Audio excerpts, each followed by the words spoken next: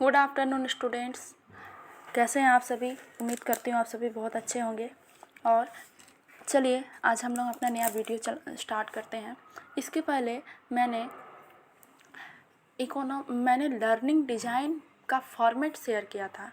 आज मैं learning design बना करके बताती हूँ कि कैसे बनता है। और आज का यह लर्निंग डिज़ाइन देखने के बाद में मुझे नहीं लगता कि आपको फिर से कहीं और से लर्निंग डिज़ाइन देखने की ज़रूरत पड़ेगी। आप अपना खुद का लर्निंग डिज़ाइन बना सकते हैं। तो चलिए स्टार्ट करते हैं। सबसे पहले आपको A4 साइज़ का पेपर लेना होगा और उसमें चारों ओर से मार्जिन खींचना होगा। याद रखिए, लर्निंग डिज़ाइन जितना खूबसूरत होगा उतना ही अट्रैक्टिव, मतलब उतना ही ज़्यादा नंबर मिलेगा आपको। तो चलिए स्टार्ट करती हूँ। सबसे पहले यहाँ ऊपर में लर्निंग डिज़ाइन लिखना है। मेरा पहला लर्निंग डिज़ाइन है, इसलिए मैं यहाँ पर फर्स्ट लिखी हूँ। सॉरी, मेरी बच्ची है, वो थोड़ी बदमाशी कर रही है। चलिए स्टार्ट करते हैं। नेम ऑफ़ द स्कूल, यहाँ पर आपको उस स्कूल का नाम लिखना है जहाँ पर आप ट्रेनिंग देने जा रहे हैं।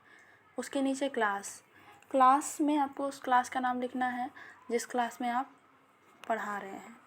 ड्यूरेशन में आपको टाइमिंग लिखना है कि कितने देर तक आप पढ़ा रहे हैं। नेम ऑफ़ द टीचर, यहाँ पर आपको अपना नाम लिखना होगा, यानी कि जो लर्निंग डिज़ाइन बना रहा है उसका नाम होगा। राइट साइड में सब्जेक्ट, मेरा सब्जेक्ट इकोनॉमिक्स है इसलिए मैंने इकोनॉमिक्स लिखा है।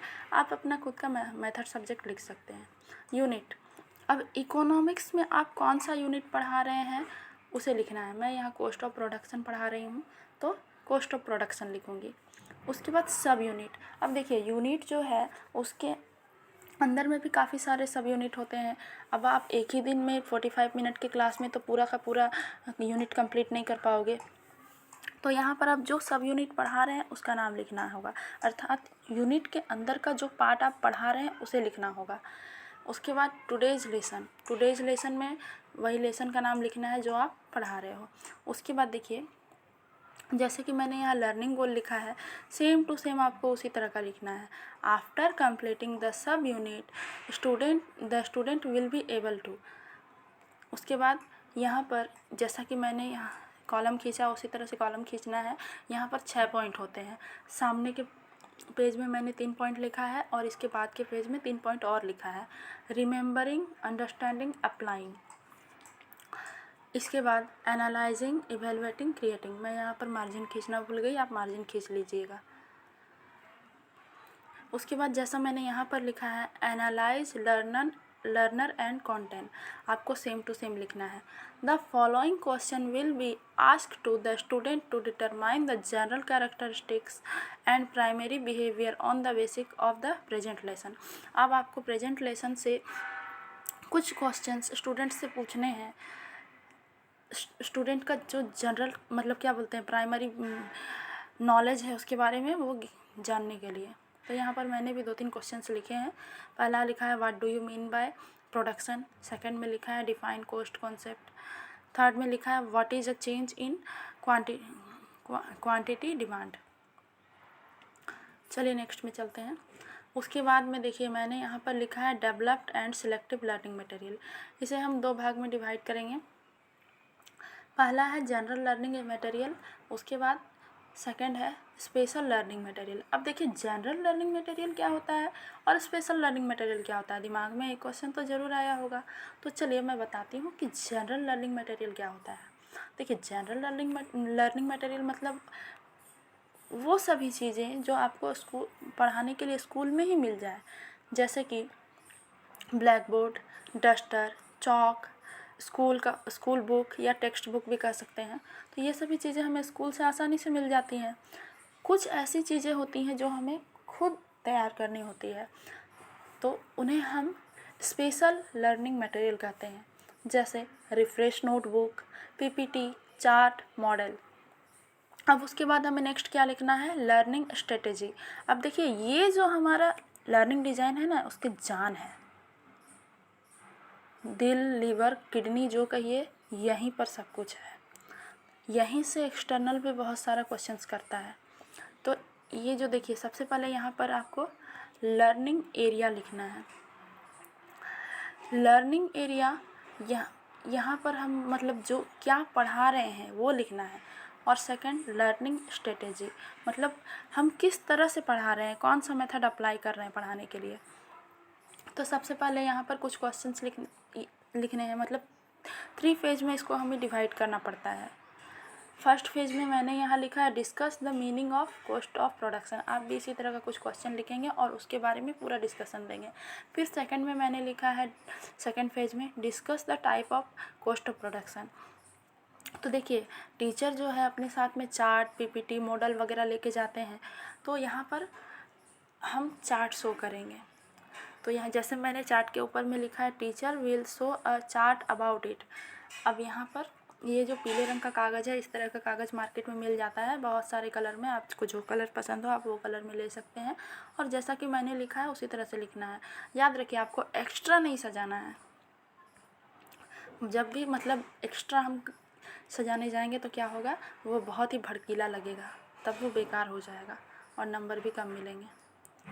इसके बाद देखिए जैसा कि मैंने लिखा है, यहाँ पर जगह नहीं होने के कारण मैंने पीछे लिख दिया है, आपको भी सेम ही लिखना है। Student will ask questions after discussion the type of cost of production and get clear idea by the teacher.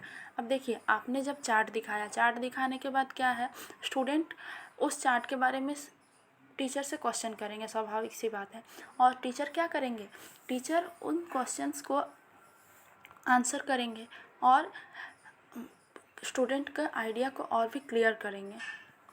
Third phase में हमें यहाँ ब्लैक बोर्ड वर्क दिखाना है। अब स्कूल में आप पढ़ाने को गए हैं तो ब्लैक बोर्ड वर्क तो करना ही पड़ेगा, तो वो हमें दिखाना है।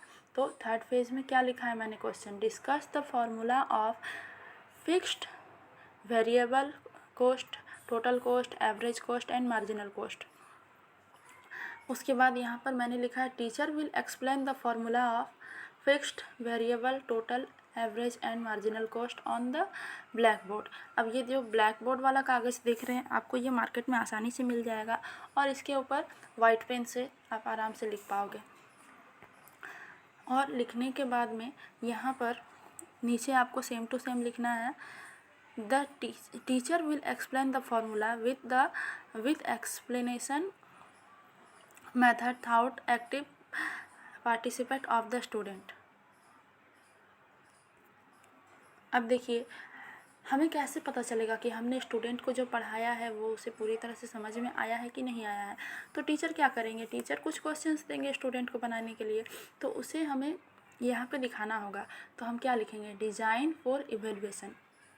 डिज़ाइन फॉर इवेल्युएशन लिखने के बाद में हम यहाँ वर्कशीट बनाना है। वर्कशीट आप 10 मार्क्स का भी बना सकते हैं, 20, 25, कितना भी मार्क्स का बना सकते हैं, अकॉर्डिंग टू नीड जितना भी आपको लगे आप बना सकते हैं। तो यहाँ पर मैंने कुछ MCQs दिए हैं, इसी तरह से आप भी कुछ MCQs दे सकते हैं।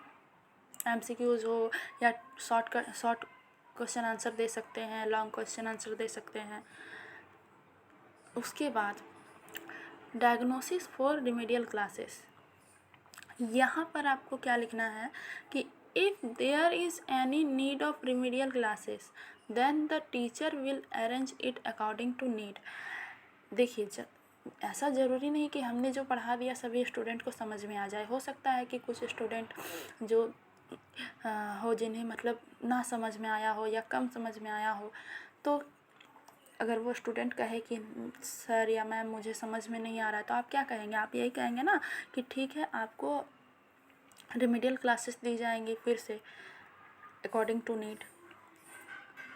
तो आशा करती हूँ आपको लर्निंग डिज़ाइन बनाना काफ़ी हद तक आ गया होगा।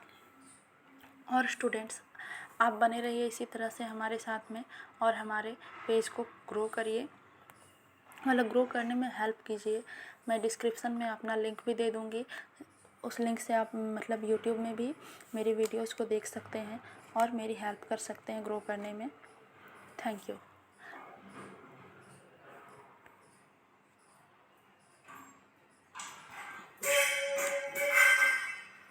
और हाँ स्टूडेंट्स, मैं अपने घर में ट्यूशन भी पढ़ाती हूँ।